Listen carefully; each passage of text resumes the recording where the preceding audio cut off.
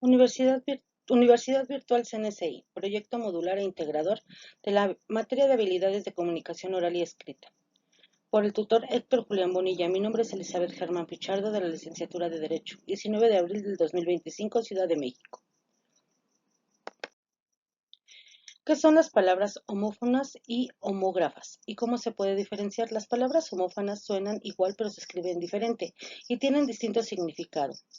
Por ejemplo, votar y votar, mientras que las homógrafas se escriben y suenan igual, pero tienen significados diferentes. Por ejemplo, vino de bebida y vino de verbo venir. Se diferencian porque las homófonas varían en la escritura, a menudo con B de burro o B de vaca, o S de sol y Z de sopilote, mientras las homófonas se distinguen por el contexto de la frase. Palabras homófonas. Definición: comparte el mismo sonido, pero gráficamente son diferentes. El origen es del origen griego, que significa homo igual o fono sonido. Por ejemplo, hasta, cuerno, hasta, posición, olla, recipiente, olla de presión. Votar, ejercer voto, votar, tirar.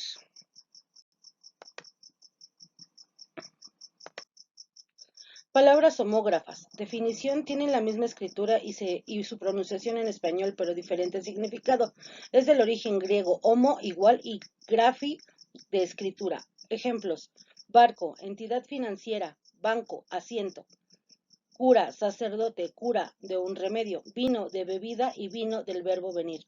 ¿Cómo diferenciarlas? Observa la escritura. Si las palabras suenan igual, pero se escriben diferentes, con B de burro o B de vaca, S de sol o Z de sopilote, o H, son homófonas.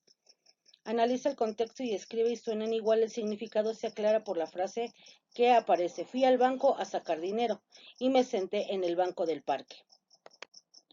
¿Cuál es la diferencia entre enunciado relativo y enunciado circunstancial? La diferencia principal radica en su función sináctica y referencia al antecedente. Un enunciado relativo o pronunciación subordinada del relativo modifica los sustantivos, mientras que en el enunciado circunstancial, proporción subordinada adverbial complementa el verbo indicando circunstancias como tiempo, lugar y modo. Un enunciado relativo funciona como adjetivo modificado o especificando un sustantivo o pronombre. La oración principal llamado antecedente. El nexo se introduce en la conjugación de dónde, cuándo, dónde y por qué. Y en casos relativos libres es un tipo relativo que no tiene antecedentes expresos en oraciones y se pueden desempeñar diferentes funciones, como por ejemplo, iré donde me digas, función como complementaria circunstancial del lugar, pero en una oración relativamente libre, el resumen clave es la oración subordinada, que describe o especifica un sustantivo relativo, o se añade de información de contexto de la activación verbal o circunstancial. ¿Cuáles son los nexos que se utilizan en el enunciado relativo y para qué sirven? Los nexos en un enunciado relativo son los principales pronombres y adverbios que, quién, cuál y cuyo, dónde, cuándo, que sirven para conectar la oración subordinada en un sustantivo antecedente de la oración principal, añadiendo información adicional sin repetir palabras, haciendo el texto más fluido y evitando repeticiones. Nexo relativo común. ¿Qué? El común se usa para personas, cosas y a veces lugares. La casa que vi. ¿Quién o quiénes? Se usa para personas. El hombre, ¿quién me ayudó? El cual o cuáles, los cuales equivalen, pero usan una preposición o para la claridad y formalidad, como por ejemplo, el libro del cual hablamos. Cuyo, cuya, cuyos, cuyas, indica posesión. La niña cuya madre es doctora. ¿Dónde? Se usa para lugares, la ciudad donde nací. ¿Cuándo? Se utiliza para tiempo, el día cuando ocurrió. ¿Cómo? Se utiliza para el modo, de forma como lo hizo. ¿Para qué sirven? Conectar oraciones une las oraciones subordinadas, la relativa con la principal. Aportación informativa amplía y describe sustantivos al que refiere el antecedente. Evita repeticiones, hacen la redacción más elegante y menos redundante. Introducción a la oración relativa. Función con el puente para que la oración subordinada cumpla la función del objetivo. Suponiendo que tu maestro de clase te pide realizar una exposición oral de un tema de interés, ¿cómo implementarías el ciclo del habla en el transcurso de la presentación? Para implementar el ciclo del habla en la exposición, estructuraría la presentación con emisor, tú transmitiendo el mensaje, receptor, compañeros y maestros escuchando. Mensaje, el tema de interés con datos y ejemplos. Canal, el aire, recursos visuales. Código, lenguaje español técnico del tema.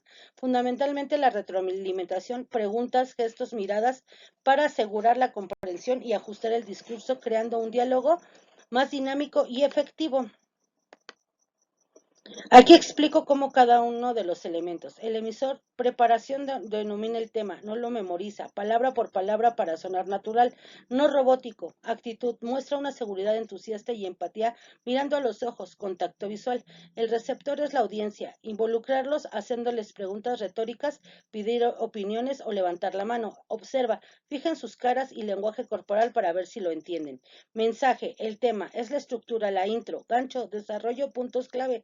Conclusión, el resumen y llamado a la acción de reflexión. Claridad, usa lenguaje claro, conciso y adopta el vocabulario en una audiencia. El canal es el medio. Una voz varía de tono, volumen y ritmo para mantener el interés.